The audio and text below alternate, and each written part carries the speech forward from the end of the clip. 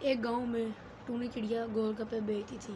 वो रोज़ाना गोलगप्पे खरीदती और बेचती थी। घर पर ही टूनी चिड़िया पानी बनाती थी और सारा सामान भी बनाती थी। इससे टूनी चिड़िया जहाँ चाहे बेच सके। एक दिन उस गांव में कौवा आ रहा। उसने टूनी चिड़िया को गोलगप्पे बेचते देखा और उसने सोचा कि इस गांव में सबको गोलगप्पे खाने की आदत है। अगर टूनी चिड़िया का ऐसे लगाकर इतनी कमाई कर सकती तो मैं एक शॉप खोलूँगा तो मैं और भी अच्छा कमा सकता हूँ। कुछ दिनों बाद कौवे ने बहुत पैसे लगाकर गोलगप्पे का दुकान खोला।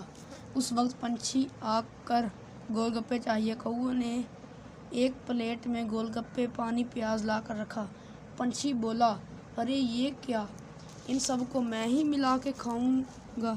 कौवा बोला, हाँ, शहर में सब ऐसे ही खाते हैं, वहाँ ये खुद ही बनाना पड़ता है, इसलिए तुम भी गोलगप्पे खुद ही बनाकर खाओ।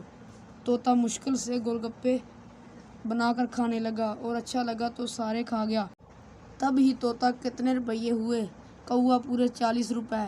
ये क्या, पाँच गोलगप्पे 40 रुपए में?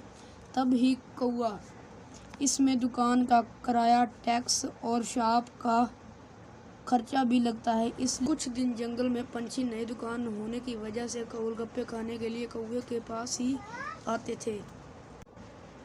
इससे टूनी चिड़िया की दुकान पर इसका असर होने लगा। एक दिन टूनी चिड़िया कबूतर से, अब गोलगप्पे के धंधे में कॉर्पोरेट वाले आ गए हैं, अब तो मुझे मजदूरी करके ही अपना जीवन गुजारना होगा।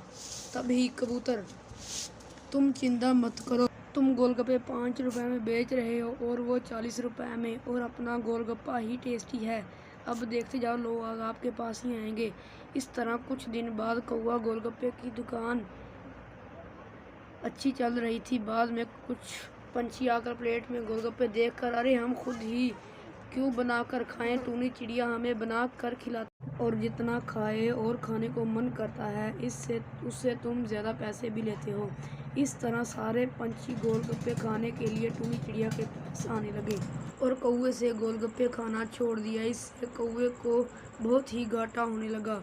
एक दिन टूनी चिड़िया कौवे से, कौवा भाई, तुम काफ़ी होशियार हो और तुम्हारे पास पैसा भी बहुत है, पर एक बात समझ ली, कुछ चीज़ें सड़क पर ही बेची जाती हैं और कुछ चीज़ें होटलों में ही बेची जाती हैं। गोलगप्पा 5 रुपए में हो या 40 रुपए में, स्वाद तो एक ही होता है। आप यूं ही पैसा लगाकर अपनी दुकान खोल ली और अपना नुकसान करवा बैठे। इसकी जगह अगर आप शहर में अच्छी होटल खोलते तो आपको फ़ायदा ही फ़ायदा होना था। कौवे को अपनी गलती समझ में आ गई और वो अपनी दुकान बंद करके शहर में चला गया।